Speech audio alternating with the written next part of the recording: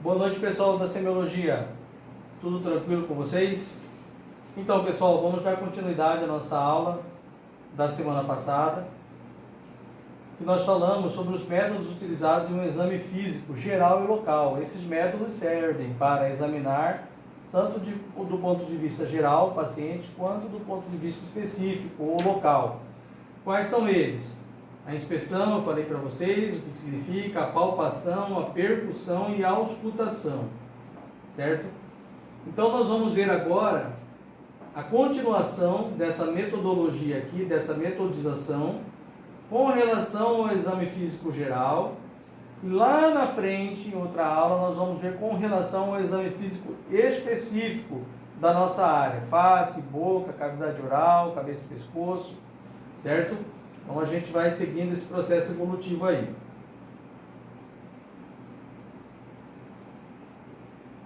Então vamos entrar aqui no exame físico geral. Pessoal, existe uma sistematização no exame físico geral. O que nós temos que observar quando nós estamos examinando um paciente, tá? Usando aquela metodologia ali, inspeção, palpação, auscultação e percussão, tá? Nós temos que ver o estado geral desse paciente. Eu vou fazer uma sistematização aqui. Nós vamos explorar cada item desse no transcorrer da aula. Nós temos que ver o estado geral do paciente, nós temos que ver o nível de consciência desse paciente, a fala e a linguagem desse paciente, como ele se expressa, a avaliação do estado de hidratação do paciente, altura, peso, índice de massa corporal, fáscias, vou falar sobre fáscias com vocês, atitude de decúbito preferido no leito, mucosas, pele e fâneros, panículo adiposo, musculatura, movimentos involuntários, linfonodos, edema, biótipo e marcha. A gente executando essa sistematização não tão criteriosa do ponto de vista médico, como um profissional de medicina faz, mas de uma forma mais superficial, e aí executando um critério mais severo na cabeça e pescoço, a gente vai ter uma noção desse paciente com relação ao exame físico geral dele. Tranquilo? Vamos continuar. Então nós vamos começar, pessoal, olha só, pelo estado geral do paciente. Então, esse próximo slide aqui. O estado geral, ele se divide em bom estado geral, que a gente usa a sigla BEG, a abreviatura, regular estado geral, REG, ou mau estado geral, MEG. São essas três definições aqui para o estado geral do paciente. Como que ele se encontra na sua inspeção, na sua avaliação, sua que você está fazendo como profissional, certo? Nível de consciência, pessoal. O que a gente quer saber falando em nível de consciência? Dando andamento naquela sistematização do primeiro slide. É se o paciente está lúcido, se ele está orientado em tempo e espaço, certo? Se ele está bem legal da cuca, ou seja, bem consciente. Então nós usamos 4 parâmetros. Quais são eles? Número 1, perceptividade. A gente vai observar a perceptividade do paciente. O que seria? Capacidade de responder perguntas simples, ou informar coisas corriqueiras, ou atender ordens do tipo sente-se na cama, certo? Isso é perceptividade. Número 2, reatividade. O que seria? Capacidade de reagir a estímulos inespecíficos, como desviar os olhos onde se faça um barulho. Avalia-se também a dor com beliscões ou leves agulhadas, certo? Número 3, deglutição. Que seria isso? ao se oferecer um copo d'água, ficar atento ao comportamento do paciente, como ele beberá a água. E reflexos, quarto parâmetro, que são reflexos tendinosos, cutâneos, pupilares, certo? Quando o médico bate aquele reflexo neurológico, ele bate com um martelinho no joelho do paciente, o paciente ergue a perna, aquilo é um reflexo, tá? Então, quando a gente vai ver o nível de consciência, se o paciente está 100% consciente, esses 4 parâmetros básicos aqui são usados. Eu posso perguntar na prova para vocês. Quais são os 4 parâmetros básicos usados para se verificar o nível de consciência no exame físico geral de um paciente? Vocês vão responder: perceptividade, reatividade, deglutição e reflexos. E eu posso pedir para vocês explicar um por um deles. Tá bom? Então prestem bem atenção nisso aqui ao estudar. Continuando. Caracterização do estado de coma. Já que nós estamos falando do nível de consciência, vamos nos estender um pouquinho mais para o quadro do coma. Tá? Como ele se caracteriza, como a gente define ele. Então ele é definido o seguinte. Primeiro aqui, coma leve, vigil ou coma de grau 1. O que significa? Comprometimento de consciência leve. Então já altera lá o nível de consciência do paciente. O paciente atende pedidos simples, reage a estímulos dolorosos de deglutição normal. Coma médio, de grau 2. O paciente já começa a perder mais o nível de consciência, começa um rebaixamento do nível de consciência. Então, uma perda de consciência quase total. Perceptividade reduzida, responde a estímulo doloroso, mais intenso, deglutição com dificuldade, ele já não começa a ter dificuldade para engolir. Coma profundo, grau 3. Qual seria a definição? Perda de consciência completa. Acompanhe o cursor aí, pessoal. Paciente não responde à solicitação, não deglute água e não responde a estímulo doloroso. Certo? Então ele já está num coma já profundo, chamado coma de grau 3. E existe o último grau de coma, que é o chamado coma de passé, ou coma grau 4. O que se apresenta nesse coma aqui? Elementos do grau 3, todos esses elementos aqui do grau 3, mais comprometimento das funções vitais. Quais seriam elas? Necessário ventilação mecânica, ou seja, o paciente não consegue mais respirar espontaneamente. Se não tiver uma ventilação mecânica, ele faz parada respiratória e, na sequência, uma parada cardíaca, cardiovascular. É quase sempre irreversível esse quadro. Neste estágio, é o estágio onde acontece a morte cerebral do paciente. Tá certo? Então isso aqui é como a gente caracteriza em medicina, na área de saúde geral, um estado de coma. Então é dando sequência no slide falando sobre nível de consciência do exame físico geral do paciente. Outra questão que nós vamos avaliar no exame físico geral, fala em linguagem. O que é isso, professor Marcelo? São as alterações que acontecem na linguagem do paciente, na fala do paciente. Quais seriam elas? Número 1, disfonia. O que é disfonia? Alteração da voz devido a algum problema no órgão fonador. A voz fica rouca, bitonal ou fanha.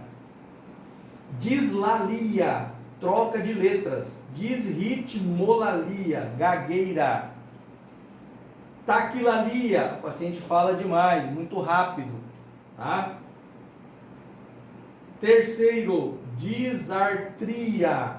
O que seria isso? Alteração dos músculos da fonação.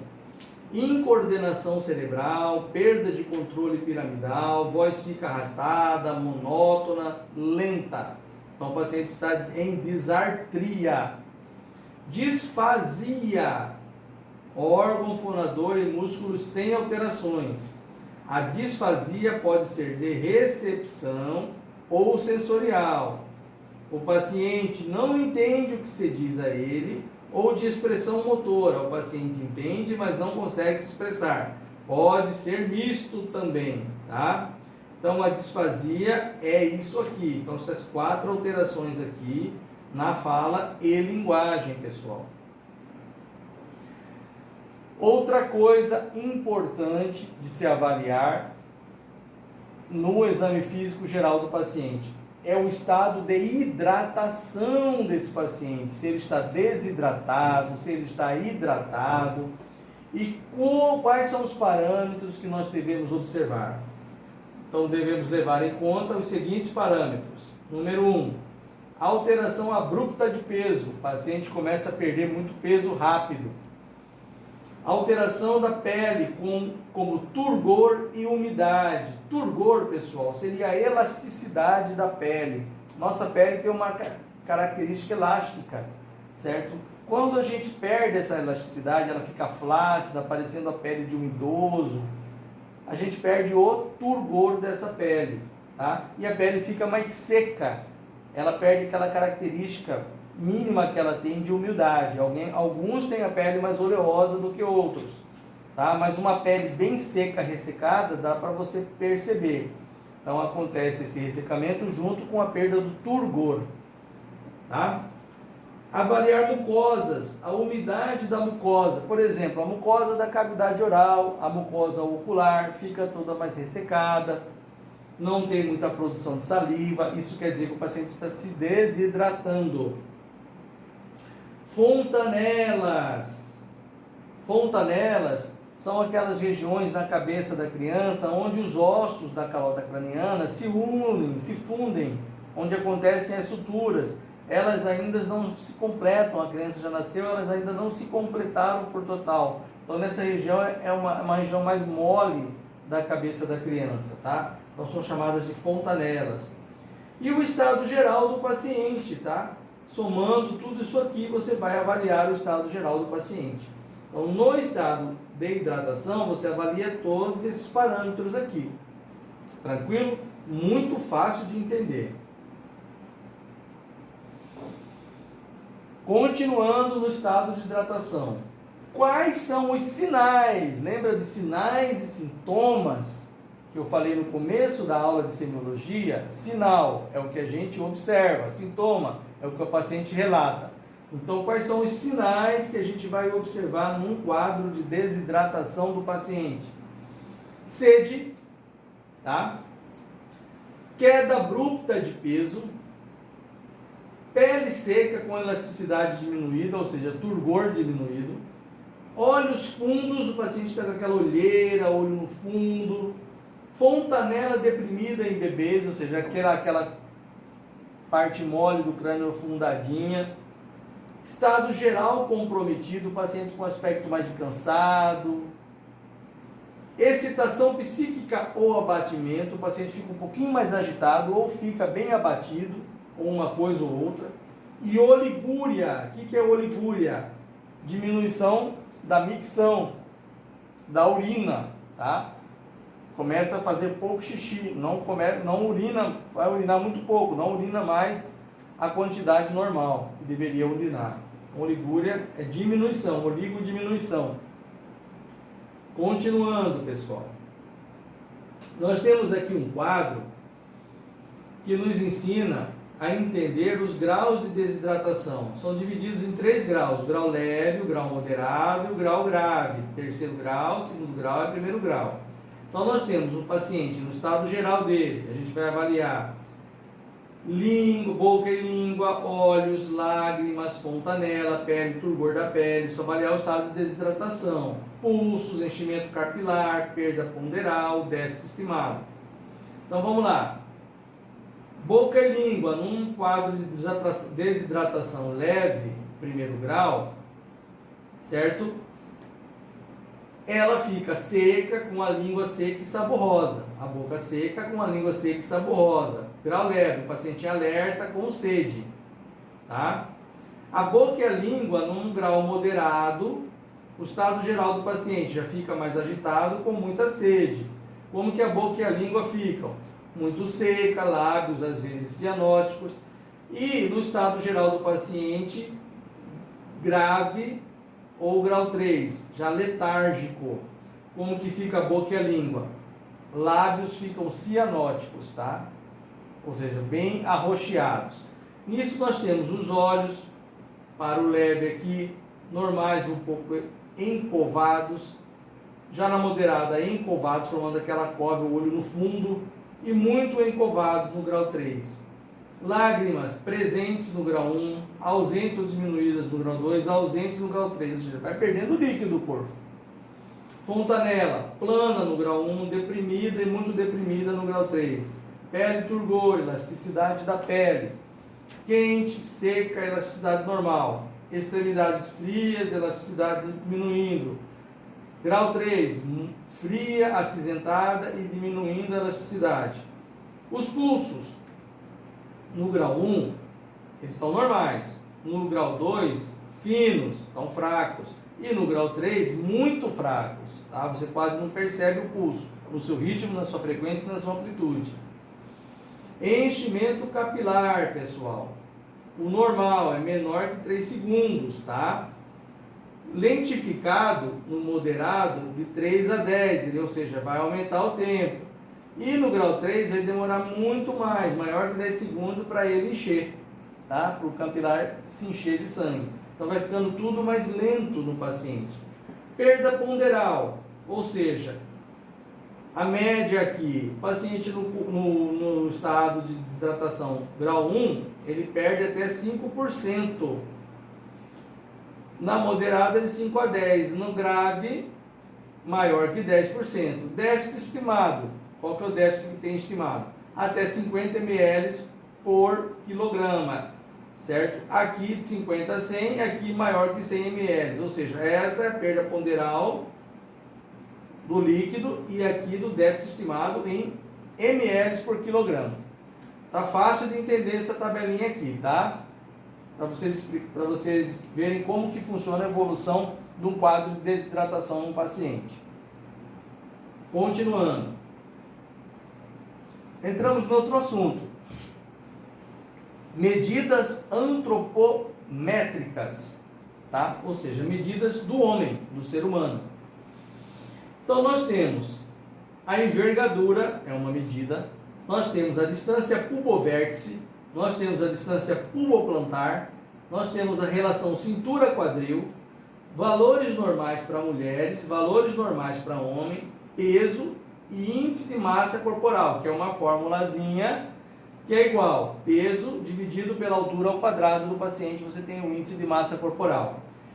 Então, professor Marcelo, o que seria a envergadura? É a distância entre os membros superiores de braços abertos.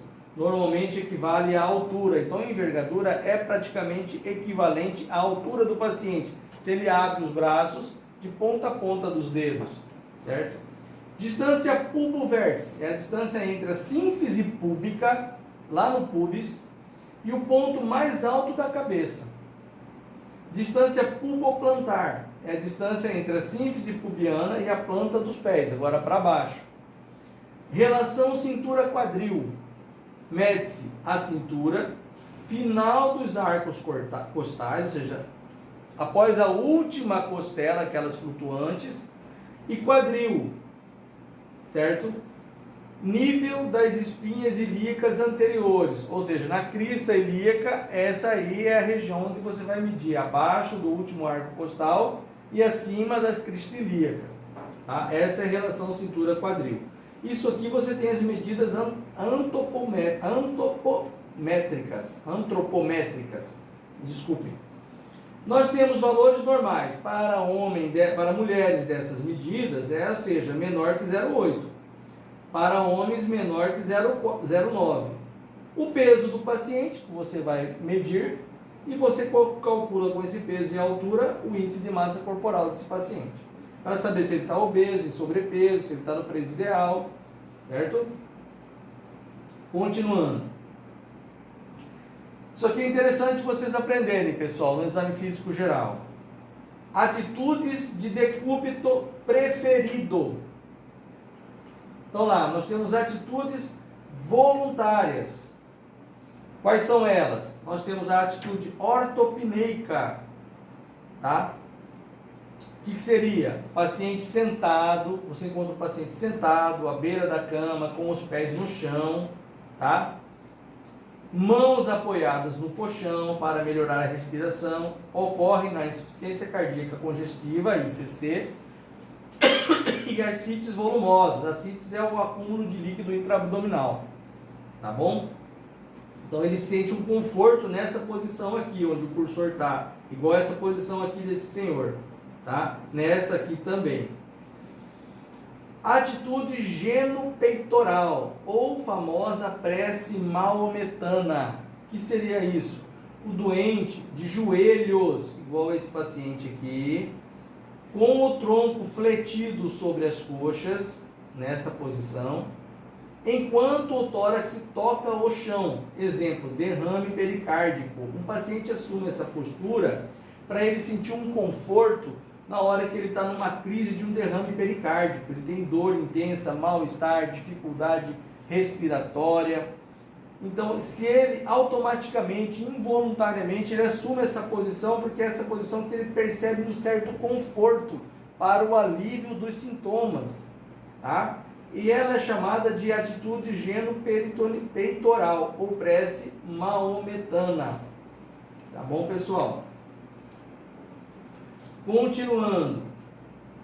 Atitude de cócoras, tá? O que é isso?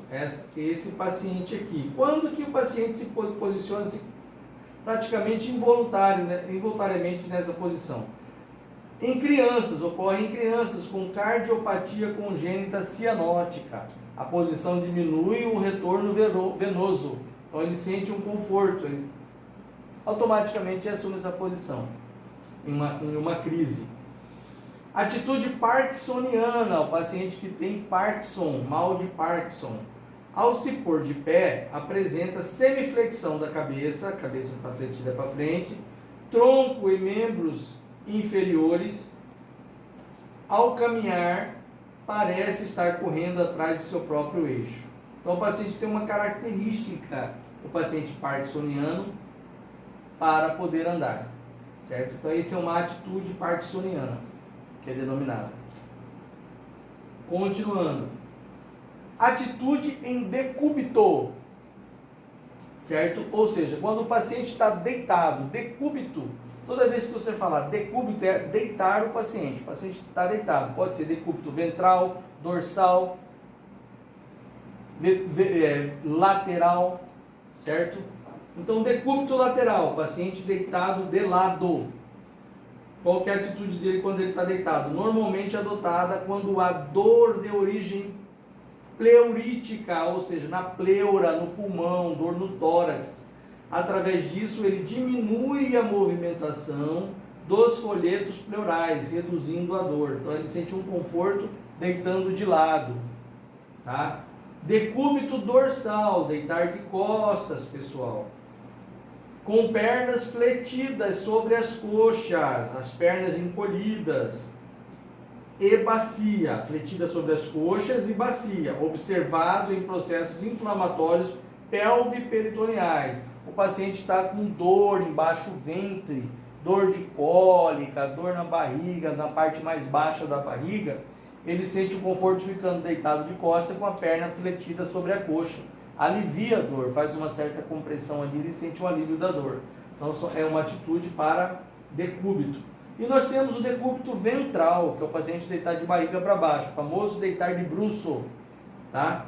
Ele é comum em cólicas também, cólicas menstruais, muitas vezes, cólicas abdominais. O paciente sente um conforto, assim, jogando o peso do corpo em cima do abdômen.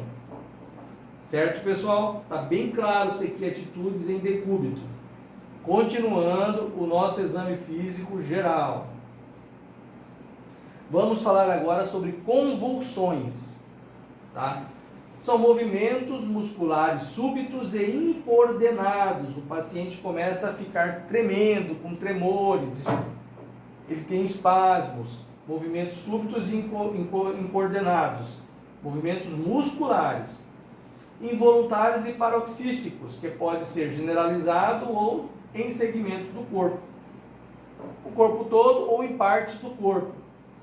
Eles podem ser tônicos, crônicos ou tônicos crônicos. Convulsões tônicas, o que seriam? Caracterizam por serem permanentes e imobilizarem articulações. Elas não param, elas são constantes.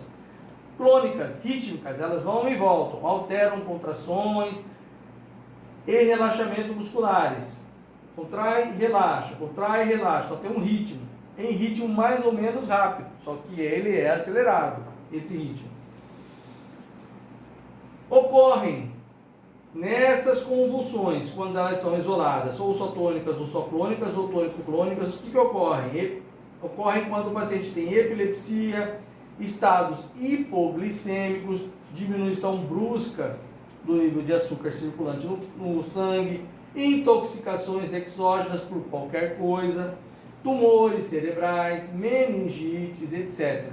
Então, começou a convulsionar, com certeza está ligado ao sistema nervoso central. Certo, pessoal? Estado hipoglicêmico. O cérebro, o principal alimento do cérebro é a glicose. Sem a glicose, o cérebro pifa. O paciente começa a ficar agitado, pode entrar em convulsão. Epilepsia é um mal, uma doença neurológica.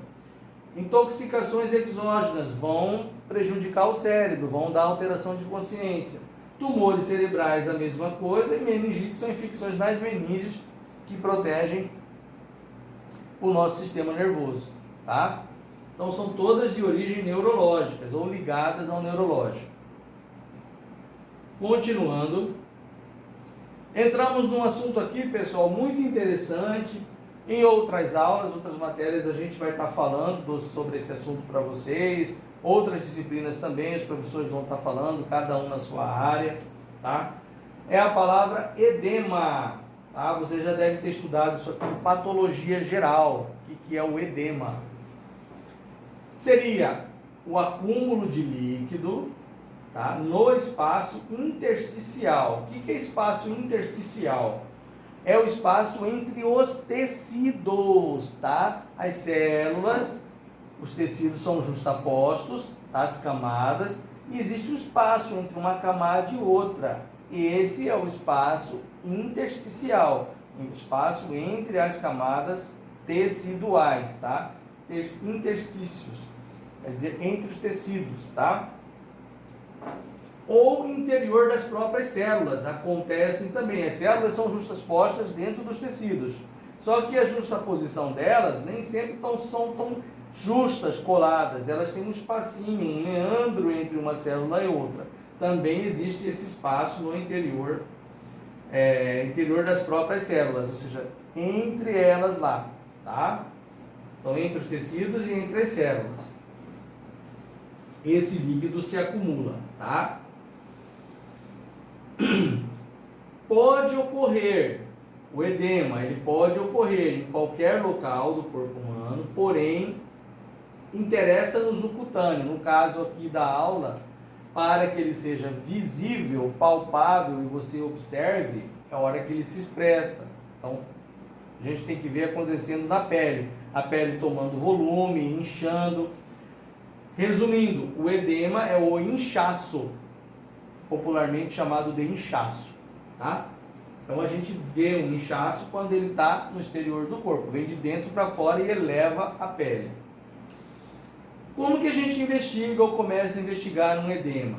A investigação inicia-se na anamnese, pessoal. Lembra da anamnese, aquele histórico, quando você colhe os dados do paciente, a história médica pregressa do paciente, as comorbidades que ele já teve ou que ele já tem, certo? Indagando-se o tempo de duração, localização e evolução. Então você vai perguntar, quanto tempo tem esse inchaço aí, seu fulano?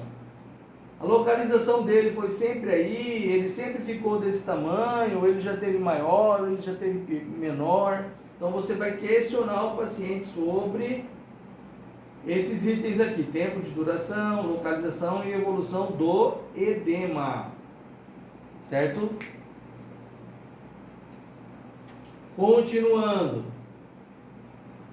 nós temos aqui um esqueminha que mostra, resumidamente, a questão fisiopatológica do edema, tá? Os mecanismos que acontecem num processo de formação do edema, pessoal.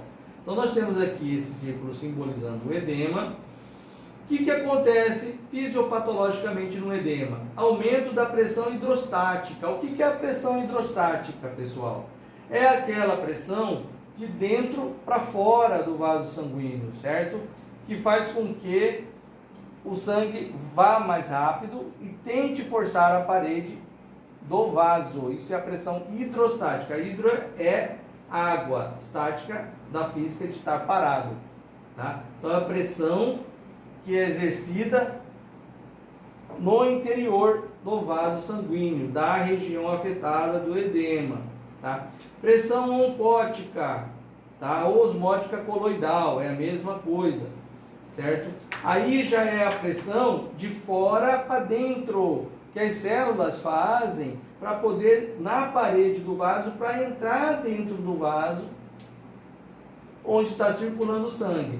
Então essa pressão aqui, ela é diminuída, a oncótica, os mecanismos do edema, na fisiopatologia, diminui-se a pressão oncótica, osmótico-coloidal, e aumenta a pressão hidrostática, os fenômenos que começam a acontecer. Permeabilidade capilar, aumenta. O que é permeabilidade capilar? Começa a ficar mais permeável. O que é permeável? Passagem de muitas substâncias, nutrientes, na parede do vaso. Há uma expansão da permeabilidade do vaso, certo? Acontece, de certa forma, uma vasodilatação. Ou seja, o vaso se dilata. Então fica mais permeável a parede do capilar do vaso. Retém sódio, sal e água, tá? Vai retendo, vai aumentar a pressão. E obstrução linfática. Os vasos linfáticos, que também é uma malha da qual circula a linfa, eles começam a ficar obstruídos pelo inchaço, pelo acúmulo de líquido. E aí não há uma drenagem desse líquido, porque o sistema linfático também drena o líquido. Se não há uma drenagem, acontece mais ainda o inchaço. Então esse é o mecanismo fisiopatológico que acontece: aumento da pressão hidrostática, diminuição da oncótica, aumento da permeabilidade capilar, retenção de sódio e água e obstrução linfática, certo? Voltando, falando aqui que a pressão hidrostática é a pressão de dentro para fora e a oncótica é de fora para dentro. Tranquilo, né? Vamos continuando aqui. Explorando mais o edema. Agora nós vamos examinar o nosso paciente, o exame físico do edema. O que a gente observa? Primeiro passo no exame físico do paciente com edema. A localização e a distribuição desse edema. Onde ele está localizado no corpo e como ele se distribui. Ele está bem regionalmente, ou ele está esparso, ou ele está numa região mais ampla. Como ele está distribuído. Intensidade e pressão contra o osso e avaliação da fóvea. Ou seja, essa massa, esse volume está, de certa forma, comprimindo a região óssea ou tecidos mais profundos próximo ao osso. Você vai avaliar isso aí, interagindo com o paciente também, porque ele vai relatar os sintomas dele, tá? E a avaliação da fóvea. O que é fóvea, pessoal? Vocês vão ver mais para frente o sinal de cacifo. A fóvea, a hora que você aperta, cria-se o sinal de cacifo, mas a fóvea é o buraco que faz e demora a voltar à posição normal. Isso é chamado de fóvea, a hora que você palpa o edema. A consistência desse edema, se ele é um edema duro, se é um edema mole, e quando ele é mole ele recebe um nome, eu vou falar mais para frente. Quando ele é duro ele recebe outro nome, certo? A elasticidade, se ele é elástico, se ele é inelástico, tá? Temperatura da pele, se é frio, se é quente, circunjacente na região do edema. Nós estamos examinando fisicamente a nossa região com edema. Sensibilidade da pele circunjacente, se tem uma sensibilidade, se sente a dor, beliscão ou não está mais sentindo nada. Nós temos que ver também outras alterações, coloração, espessura da pele. Então tudo isso aqui vai nos encher de subsídios para a gente poder classificar adequadamente que tipo de edema está diante da gente. Certo? Então vamos continuar. Localização, né? Que era o primeiro item aqui, tá? Então, localização. Localizado. Geralmente, um dos membros inferiores, a abreviatura para membros inferiores são 2 M's dobrados, isso significa plural, inferiores, tá? Pernas. Ou dos membros superiores, braços, tá? Restrito a território vascular, obstrução de fluxo venoso e linfático. Então, a localização pode estar nessa região aqui, tá? Aí ele é considerado localizado, está em membros isolados, tá? Tanto superior quanto inferior, então é chamado de edema localizado. Generalizado, quando ele é sistêmico, o fluido deixa o espaço vascular, ou seja, ele já distribui mais por todo o corpo. No caso aqui, ele está restrito ao território vascular, no caso do edema localizado. Estamos definindo a localização dele. Quando ele está no corpo todo, ou seja, todo o corpo está inchado, aí esse fluido todo que faz aquele mecanismo fisiopatológico do edema, já se esparramou, deixou o espaço vascular, esparramou por todo o corpo. Esse é o entendimento disso aqui, tá? Continuando. Intensidade do edema. O que isso quer dizer? Compressão firme de encontro à estrutura rígida, formação de fóvea. Intensidade do edema é igual à profundidade da fóvea. Então, como que a gente vai medir a intensidade do edema? Fóvea, a hora que a gente comprime a massa ali, a região inflamada, vai fazer aquele afundamento. É como se você comprimisse uma almofada, forma aquela concavidade, certo? A intensidade do edema é igual à profundidade dessa fóvea. Então, quanto mais profundo ficar a fóvea, certo? Mais intenso vai ser classificado o edema, certo? Então, isso aqui a gente observa fazendo uma compressão firme de encontro à estrutura rígida. Aí a gente obtém a fóvea e aí o edema está mais intenso de acordo com a profundidade da fóvea, ou menos intenso.